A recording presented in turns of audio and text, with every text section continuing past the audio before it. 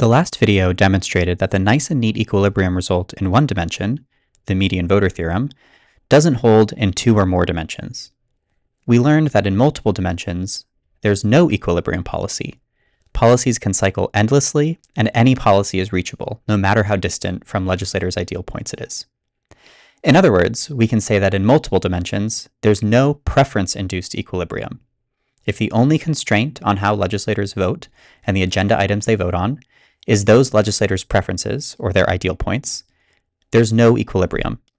Despite this, democratic institutions like the United States Congress pass laws that stick, that don't cycle endlessly. Why is that? This video will introduce a different class of equilibria called structure-induced equilibria. Rather than preferences-inducing equilibrium outcomes, we'll see how structures, rules, institutions, procedural constraints can induce equilibria, even in multiple dimensions. We'll start by creating a model legislature comprising 5 legislators: A, B, C, D, and E. As before, we'll have a status quo policy, a law that is currently on the books against which all future policies will be judged by the legislators. Again, we'll draw in each legislator's preferred to set to the status quo. That is the set of all policies that that legislator prefers to the status quo. Recall that preferred to sets in 2 dimensions are circles that just barely touch the status quo, and that all points inside that circle are closer in space to the legislator than the status quo, and therefore better for the legislator. Next, we'll find the win set, the set of policies that when using majority rule will actually beat the status quo. Since we have 5 legislators here, a policy needs 3 votes to pass, so the win set is the overlap of at least 3 preferred to sets.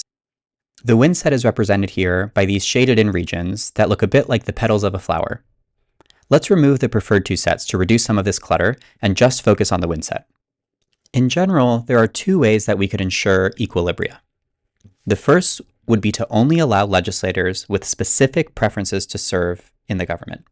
Recall from the previous video that if legislators' ideal points are radially symmetrical, like a starfish or the spokes of a bicycle, then we can ensure equilibria. However, restricting the types of people that can serve in a representative body is really not the most democratic of solutions. The second would be to limit the policy alternatives that can be voted on. For example, in the U.S. House of Representatives, a member has to be recognized by the presiding officer in order to offer an amendment or a bill, and if they're not recognized, they can't offer an amendment or a bill. This limitation on proposal power therefore constrains the agenda of alternatives that those legislators will vote on. Reasonable people might quibble about whether limiting the agenda fulfills democratic ideals, but it's certainly more democratic than not allowing people with certain political preferences from serving in government. And from an analytical standpoint, it's just much more interesting to think of creative ways to constrain the agenda that induce equilibria, rather than just assuming virtually impossible preference configurations. I'm going to describe 3 limitations on policy alternatives to demonstrate the existence of these structure-induced equilibria. The first is a prohibition on dilatory motions. The second is the presence of an exclusive agenda setter. And the third is the Germaneness rule, which is used in the U.S. House of Representatives. Let's start with dilatory motions. In most parliamentary settings, legislative settings, the presiding officer or the parliamentarian has the authority to rule that certain motions are dilatory. That is, motions that are designed only to delay the progress of a bill, not to actually improve deliberation. For example, legislators might offer multiple motions to adjourn to terminate the legislative session, forcing time-consuming votes in an attempt to run out the clock on any given day. A legislator could also introduce a motion to amend a bill to change a bill, but to change it so insignificantly that it essentially doesn't change the bill at all. For example, a legislator might offer an amendment to a minimum wage bill to change the minimum wage from $5 to $5.01. This would force a time-consuming vote, but it doesn't really change the bill at all. If the parliamentarian or the presiding officer of a legislature rules that a motion is out of order because it is dilatory, because it would delay the legislative proceedings, then even if a majority of legislators would like to vote yes on that motion, they won't be able to because that presiding officer will have prevented it from coming up for a vote. To translate this concept of dilatory motions into our spatial framework, we can think about a range of policies around the status quo that are close enough to the status quo that voting on them is basically voting to keep the status quo the same, and therefore voting on those alternatives would be dilatory in nature. I'll draw that hypothetical range of dilatory motions with this blue circle and call it D of SQ, the set of policies that's dilatory relative to the status quo. Any proposal within this blue circle will be ruled dilatory by the presiding officer, and legislators will not get the chance to vote on it.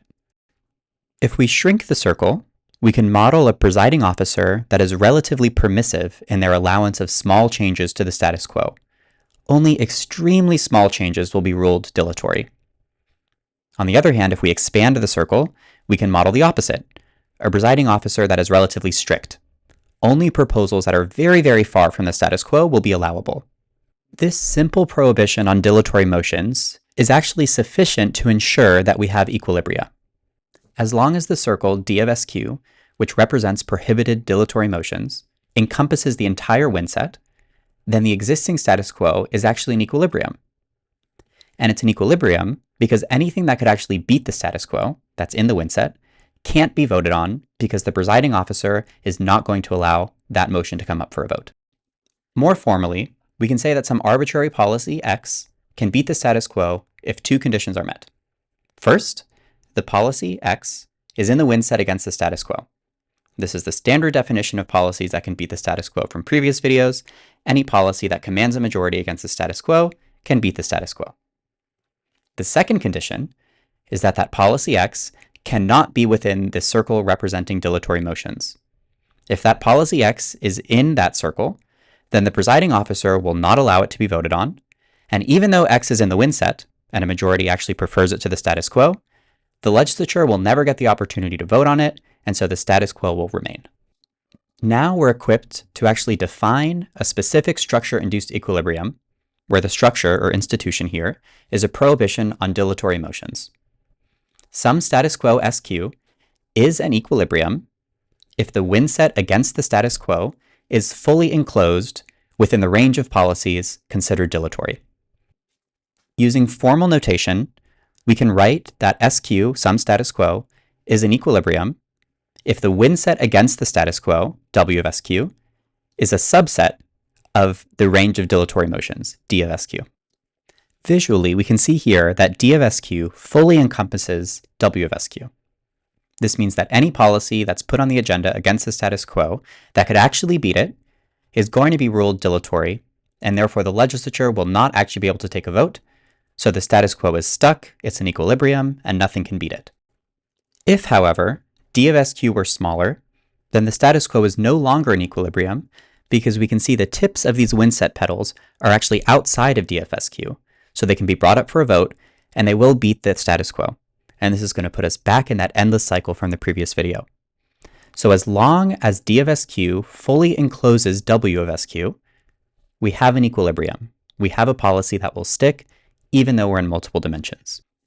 Drawing back in the legislator's ideal points, we can see that this structure-induced equilibrium seems to be a decent compromise between the legislator's preferences. It's certainly better than the chaos result, where policy can spin out of control to something very extreme. So we've learned that a prohibition on dilatory motions can result in a structure-induced equilibrium. The structure, the institution, the rule of not allowing dilatory motions can give us stable policies even in multiple dimensions. The second structure we'll consider that can induce equilibria is an exclusive agenda setter. Some actor, some legislator, who has the exclusive right to propose alternatives for the legislature to vote on. Like the previous example with dilatory motions, this structure, this rule, limits the range of alternatives the legislature can vote on. Let's suppose legislator A is the agenda setter. Since only A can select what the legislature votes on, then any policy that can end up beating the status quo, in addition to being in the wind set, should also be in legislator A's individual preferred to set to the status quo, this blue shaded circle. Although the wind set against SQ remains the same, the petals of the wind set that don't overlap A's preferred to set are policies that A actually likes less than the status quo, so they won't put them on the agenda because that would result in a worse outcome for A. Instead, through a series of votes I'm showing you on the screen, A can slowly inch policy toward their own ideal point. Or they can take advantage of chaos theory to temporarily move policy to an extreme location so that their own ideal point enters the wind set against that extreme policy, in effect getting exactly what they want. By controlling the agenda, A essentially becomes a dictator who can ensure policy perfectly represents their preferences. Here we can see that A's ideal point, the agenda setter's ideal point, actually becomes the equilibrium. Even though the win set is large, there's a lot of policies that a majority of legislators prefers to A would never allow them to vote on it because it would mean that A is losing out, and A is the only person who can propose alternatives. So again, using formal notation, we can say that SQ is an equilibrium if the intersection of the win set and the agenda setter's preferred to set is empty. In other words, there are no policies that both the majority of the legislature and the agenda setter prefer to the status quo. Let's move everything back to where it started to consider the third structure-induced equilibrium. The third structure that can induce equilibria is the Germaneness rule, a rule used in many legislatures in different forms, including the US House of Representatives. The Germaneness rule requires that any amendment to a bill must concern only the policy area of that bill. For example, a bill about agriculture cannot be amended to address defense policy. Or, if a bill spans multiple policy areas, an omnibus bill for example, the Germaneness rule might only allow amendments on one policy area at a time. In terms of the spatial model of politics, the Germaneness rule means that a status quo policy can only be amended on one dimension at a time, essentially turning our multidimensional problem into a series of one-dimensional ones. So in this example, we first consider the horizontal dimension. We can project each legislator's ideal points onto the horizontal axis, find the median voter on that dimension, in this case C, and move the status quo to that point on the horizontal axis. We'll then repeat that process for the vertical axis. On the vertical axis, B is the median, so we move the status quo to B's location on that vertical axis. Since the status quo can only be amended on one dimension at a time, in other words, it can't move diagonally, we've found an equilibrium since the median voter theorem holds on each of the two dimensions independently. So we've now explored three different structures or rules or institutions that can induce equilibria. The cycling and chaos of multidimensional political conflict can be managed with structures, rules, and institutions. Limiting the range of alternatives that legislators can vote on induces equilibrium. The concerning result from the general multidimensional spatial political case, where any policy is reachable using pure majority rule, can be partially solved by restricting the agenda. Legislatures around the globe restrict the agenda in certain ways, either through the Germaneness rule, presidential vetoes, certain committees having the exclusive power to put things on the agenda, etc. It's a matter of personal politics whether restricting the agenda in this way is consistent with democratic ideals, but recall that the alternative is either endless cycling or chaos. However, each of these three different structure-induced equilibria resulted in different equilibrium policies. The Germaneness rule gave us a policy at the point 4.5, 5.5. The prohibition on dilatory motions gave us an equilibrium at the point 4, 5. And legislator A, as the exclusive agenda setter, gave us an equilibrium at the point 3, 3.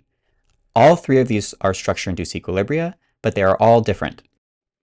Because these structure-induced equilibria give different outcomes, legislators might actually have preferences over which rule is used, insofar as that rule induces an outcome that they might favor or disfavor. For example, legislator A would clearly prefer to be the agenda setter more than the dilatory motions rule, and would prefer the dilatory motions rule more than the Germaneness rule. Legislator D, on the other hand, has the opposite preferences. So maybe we haven't really solved the problem, and instead we've just kicked the can down the road. We could have endless cycling through rules and structures instead of policies, because legislators can anticipate how those rules will affect outcomes. In other words, we know restrictions on proposals can induce equilibria, but why would legislators choose to allow those restrictions? Why are those restrictions themselves equilibria? Considering that question is a useful exercise that I encourage you to work through. In doing so, you'll begin to explore some fundamental questions about political institutions, questions that political scientists spend their careers investigating.